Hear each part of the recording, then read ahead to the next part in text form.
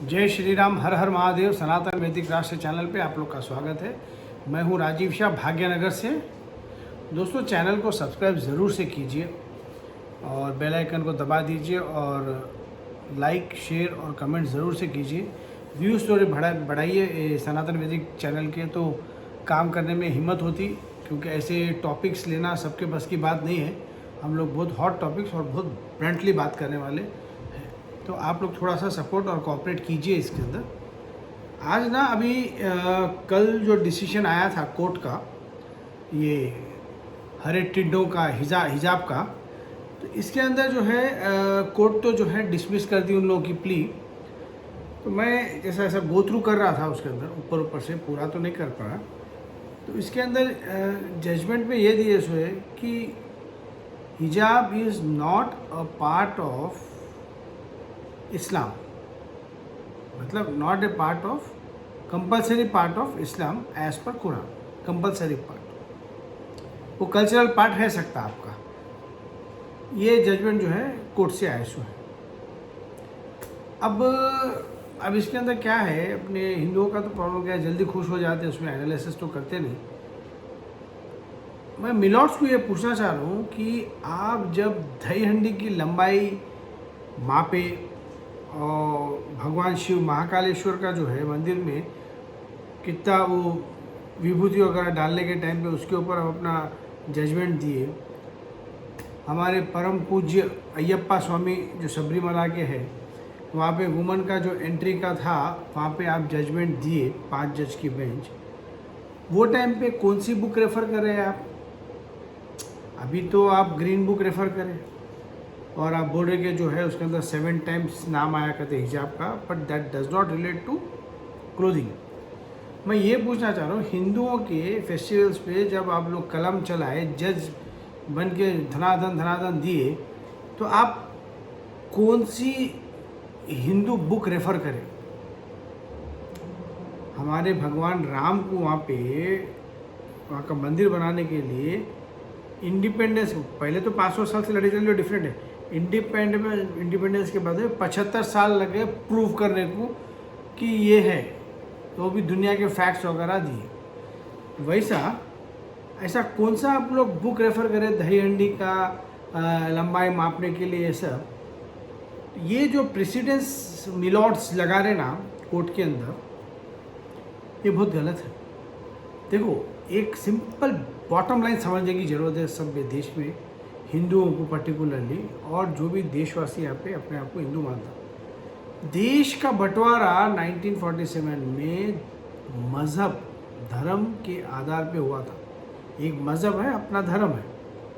तो इसके बाद में अगर आप ऐसा जजमेंट देते कोई बुक को रेफ़र करके, तो मेरे ख्याल से करेक्ट नहीं है। आप सीधा साधा ऐसे डिसमिस कर देना था कि ये सब कुछ नाटक करना नहीं, यहाँ पे स्कूल ड्रेस में पहन के आना है, आओ, नहीं तो मत पढ़ो, जाओ, हमको तुम्हारी पढ़ाई लिखाई से कुछ लेना देना नहीं है, ऐसा बोल देना था। पर आप एक बुक का रेफरेंस दिए, भाई आज ग्रीन बुक में लिखे सो, कल बाइबल में लिखे सो, तो आप मान लेते क्या? यही है, बाकी अब नहीं कर सकते ना ऐसा। तो ऐसा रॉन्ग प्रेसिडेंस आप जजमेंट में देंगे ना, ऐसा तो खैर जजमेंट के अंदर तो बहुत कम ही घुसते हैं, हिंदू तो असल घुसते ही नहीं। जजमेंट तो आपका जो है फेवरेबली आया, मगर इसके अंदर मेरे को तकलीफ यही हुई कि आप जो है हरा बुक का रेफरेंस लगा के आप ये बोल रहे कि उनकी एसेंशियल पार्ट नहीं है। अगर एसेंशियल पार्ट रहता तो आप अलाउ कर देते। काय के लिए डिवीजन करे, पार्टीशन करे, इतना बड़ा हिस्सा हमारा दे दिया वहाँ पे, यही सब करने के लिए दिए सो क्या? तो कोर्ट्स को भी एक अंडरस्टैंडिंग रखना पड़ेगा कि आप जब, क्योंकि आपका जजमेंट जो भी रहता ना, ये पूरे समाज को अफेक्ट करता।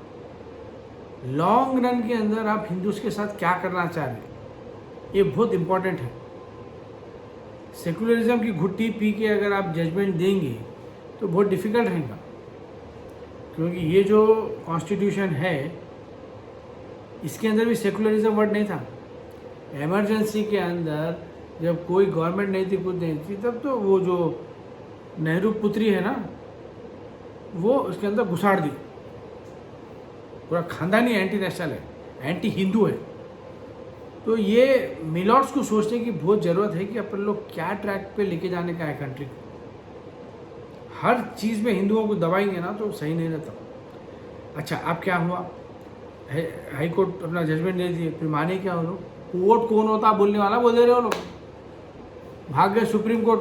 सुप्रीम कोर्ट में उनका जो एडवोकेट है महालफंगा है संजय हेगड़े, जो शाहीन बाग में सुप्रीम कोर्ट उसको दादा बना के भेजी थी, और चप्पल चाट के आ गया पुरों की। तो आप देखो ये षड्यंत्र बहुत बड़ा है। षड्यंत्र के अंदर सब इंक्लूड है।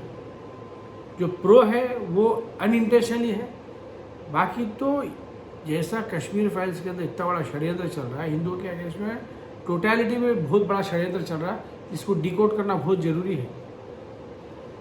तो बस कोर्ट्स को यही बोल रहा हूँ मैं कि आप जो भी करते पूरे समाज को अफेक्ट होता, ऐसा कोई भी बुक का रेफरेंस लेके आप कोई भी जजमेंट नहीं सुना सकते।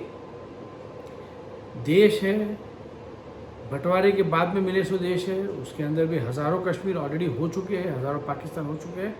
इसको ठीक करने की ज़रूरत है। ऐसा आप रेफरेंसेस कोट करके अगर आप अपने जजमेंट्स देंगे तो ठीक नहीं रहता। अब वो सुप्रीम कोर्ट में गए सो है, अब भगवान ही जानता वहाँ के अब मिलॉर्डों का क्या दिमाग चलता और क्या करते कि देखेंगे क्या होता। मैं अपडेट करूँगा नेक्स्ट इसके अंदर। बाकी मैं बहुत हैप्पी नहीं हूँ, जजमेंट तो फेवर में आया है, हिजाब को तो जो है बिल्कुल ही मना कर दिए, और बाकी का जजमेंट अच्छा है। बाकी का जो जजमेंट है अच्छा है कि जो स्कूल के रूल्स है कि वो फॉलो करना ही पड़ेगा, और गवर्नमेंट ऑफ कर्नाटका का जो नोटिफिकेशन है उसमें कोई गलत नहीं, वो सब ठीक है। मेरे को तकलीफ खाली वो बुक का जो रेफरेंस के हिसाब से दी, इतना लंबा टाइम पास करे, यूपी का इलेक्शंस तक उसको कोशिश करे इन्फ्लुएंस करने की, तो वो जो है मेरे को पसंद नहीं आया। बाकी जजमेंट बहुत अच्छा है, सुप्रीम कोर्ट में भी मेरे ख्याल से स्टैंड नहीं करेगा, टक खोल के निकाल देना उसको, सुनना नहीं है, कुछ भी नहीं है, फिर बोल देना उस लोगों को बस। और इसका आगे का डेवलपमेंट क्या होता मैं आपको जरूर से अपडेट करूँगा। जय श्री राम।